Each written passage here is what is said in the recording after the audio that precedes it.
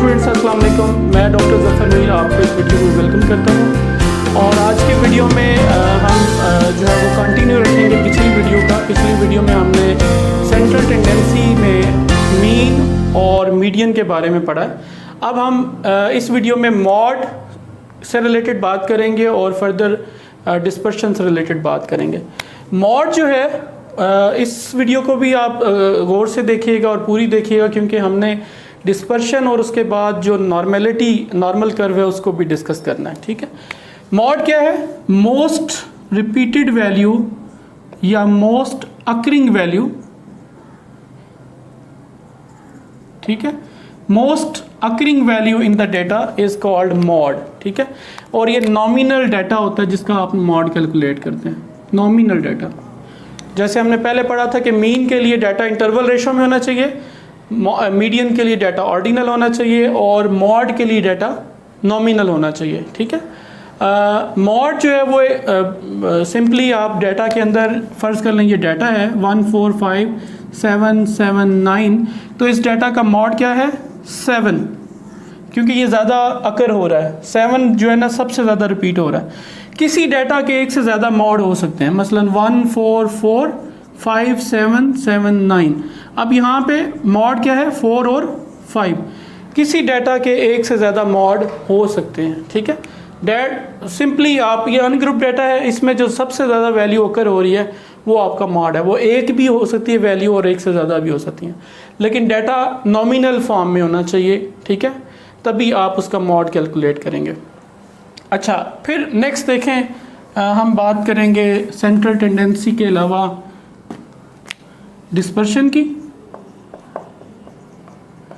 Dispersion का मतलब क्या है कि स्प्रेड ऑफ डाटा, डाटा का फैलाव कितना है। ठीक है, सेंटर से डाटा कितना फैला हुआ है वो डिस्पर्शन से हमें पता चलता है। ठीक है, स्प्रेड ऑफ डाटा, और उसमें सबसे पहले हम रेंज कैलकुलेट करते हैं। रेंज ऑफ द डाटा से क्या मुराद है? हाईएस्ट वैल्यू या मैक्सिमम वैल्यू और मिनिमम वैल्यू। जो सबसे कम वैल्यू है और सबसे ज़्यादा वैल्यू, उसका डिफरेंस जो है ये हमारे पास क्या आएगा? रेंज ऑफ द डाटा आएगा। मिसाल के तौर पर अगर हमारे पास डाटा ये हो 789, अब मिनिमम वैल्यू क्या है? 1 और मैक्सिमम क्या है? 9। अगर इसकी रेंज कैलकुलेट करेंगे तो 9 - 1 करेंगे, दैट इज़ 8। यानी डाटा का जो स्प्रेड है वो मैक्सिमम 8 तक है। ठीक है, अच्छा, रेंज के बाद हमारे पास जो है ना फर्दर जो इसमें कॉन्सेप्ट्स हैं वो स्टैंडर्ड डेविएशन का है। ठीक है, स्टैंडर्ड डेविएशन से क्या मुराद है? x - x बार whole square sigma over n। ठीक है, यानी आप ऑब्जर्वेशंस का डिफरेंस लेंगे उसके मीन से, फिर स्क्वायर करेंगे, सम करेंगे, n पे डिवाइड करेंगे और स्क्वायर रूट ले लेंगे, तो ये स्टैंडर्ड डेविएशन आएगा। कीप इन योर माइंड के ये कभी भी नेगेटिव नहीं होगा, नेवर एवर। स्टैंडर्ड डेविएशन की वैल्यू कभी भी नेगेटिव नहीं आएगी। उसकी रीज़न ये है कि जब यहाँ से स्क्वायर हो जाएगा तो वो वैल्यू ऑटोमेटिकली पॉजिटिव हो जाएगी, तो नेगेटिव स्टैंडर्ड डेविएशन नहीं आ सकता। और दूसरी अहम बात यह है कि स्टैंडर्ड डेविएशन की वैल्यू जितनी छोटी होगी एज़ कम्पेयर टू मीन, उतना ही आपका डाटा ज़्यादा नॉर्मल होगा, उतना ही हम कह सकेंगे कि डाटा में फ्लक्चुएशन कम है, आउटलायर्स कम है। लेकिन अगर आपका स्टैंडर्ड डेविएशन की value as compared to mean जो है ना वो कंपैरेटिवली ज़्यादा आ रही है, लाइक कि आपकी स्टैंडर्ड डेविएशन की वैल्यू बड़ी है, मीन से कम है लेकिन बड़ी वैल्यू है, तो भी वो आपको ये बता रही है, मैसेज दे रही है कि डाटा के अंदर कुछ आउटलायर्स मौजूद हैं जिसकी वजह से स्प्रेड ज़्यादा आ रहा है।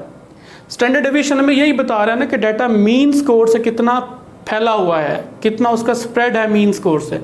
तो अगर उसकी वैल्यू ज़्यादा आएगी ST की, देखें ना ये मीन है डाटा का।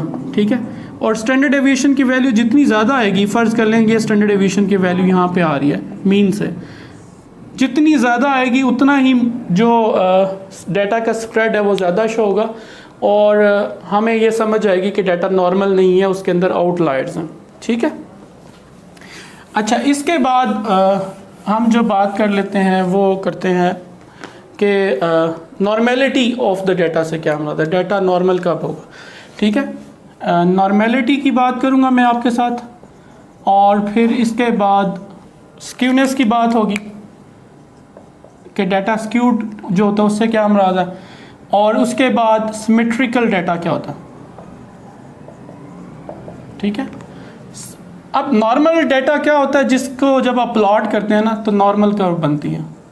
ठीक है, यानी ये जो मीन स्कोर है ये बिल्कुल मीन, मीडियन और मॉड, इनकी वैल्यू जब बराबर आ जाती है, यानी मीन, मीडियन, मॉड अगर बराबर आ जाए तो हम कहते हैं कि डाटा जो है ना वो नॉर्मल है, यानी नॉर्मली डिस्ट्रीब्यूटेड है। सिमेट्रिकल डाटा वो होता है जो मीन से, दरमियान से लेफ्ट साइड पे और राइट साइड पे एक जैसा डिस्ट्रीब्यूट हुआ हो, तो हम कहते हैं सिमेट्रिकल अबाउट मीन है, यानी मीन से डाटा लेफ्ट और राइट साइड पे इतना एक जैसा डिस्ट्रीब्यूट हुआ हुआ है तो ये सिमेट्रिकल है। अगर मीन, मीडियन, मॉड बराबर आ जाएं तो हम कहते हैं ये नॉर्मल डाटा है। और यूजुअली हम हिस्टोग्राम प्लॉट करते हैं नॉर्मेलिटी चेक करने के लिए, बॉक्स प्लॉट करते हैं। उसके अलावा हमारे पास नॉर्मेलिटी के टेस्ट हैं, शपीरो-विल्क है, वो आप SPSS के अंदर लगा सकते हैं। ठीक है, स्क्यूनेस आप चेक कर सकते हैं, उससे भी आपको नॉर्मेलिटी का पता चल जाता है कि डाटा नॉर्मल है कि नहीं है। अच्छा, अब डाटा स्क्यूड कब होगा, यानी स्क्यूनेस से मुराद ये है कि जब आप डाटा को ग्राफ पेपर के बनाते हैं ना तो ये डाटा बेसिकली लेफ़्ट या राइट स्क्यूड हो जाता है। जैसे फ़र्ज़ कर लें डाटा ऐसे हो जाए। ठीक है, अब ये जो डाटा है ये पॉजिटिवली स्क्यूड कहलाता है, पॉजिटिवली और राइट स्क्यूड है। ठीक है, यानी अगर टेल उसकी राइट साइड पे है, ठीक है, डाटा की टेल अगर राइट साइड पे है तो हम इसको कहते हैं पॉजिटिवली स्क्यूड डाटा, और राइट जो है ना टेल उसकी राइट साइड पे। अगर टेल लेफ्ट साइड पे हो, मसलन ये डाटा था और इसकी जो टेल है ये इधर की तरफ आ रही है लेफ्ट साइड पे, तो इस सूरत में डाटा जो है वो नेगेटिवली स्क्यूड होगा। नेगेटिवली स्क्यूड डाटा होगा तो उसकी टेल लेफ्ट साइड पे आएगी। ठीक है, सिर्फ ये याद रखिएगा कि जब नेगेटिवली स्क्यूड डाटा होता है ना तो मॉड की वैल्यू बड़ी होती है मीडियन से, और मीडियन की वैल्यू बड़ी होती है मीन से।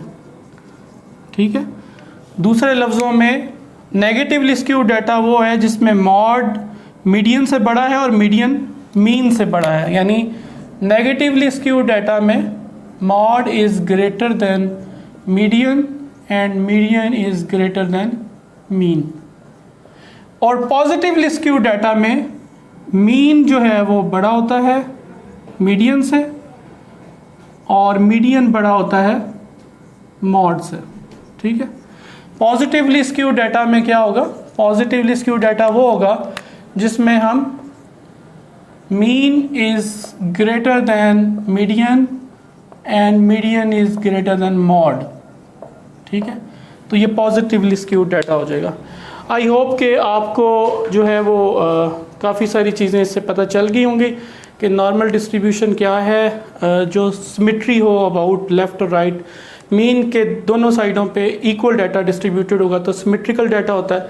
नॉर्मेलिटी चेक करने के लिए आप हिस्टोग्राम प्लॉट करें, आप स्क्यूनेस चेक करें, आप कर्टोसिस चेक करें, आप शपीरो-विल्क टेस्ट लगाएं, नॉर्मेलिटी के टेस्ट SPSS के अंदर दिए हुए हैं।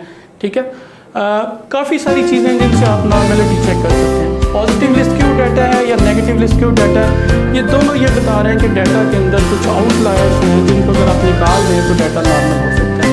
कोई क्वेश्चन आपके माइंड में हो तो आप ज़रूर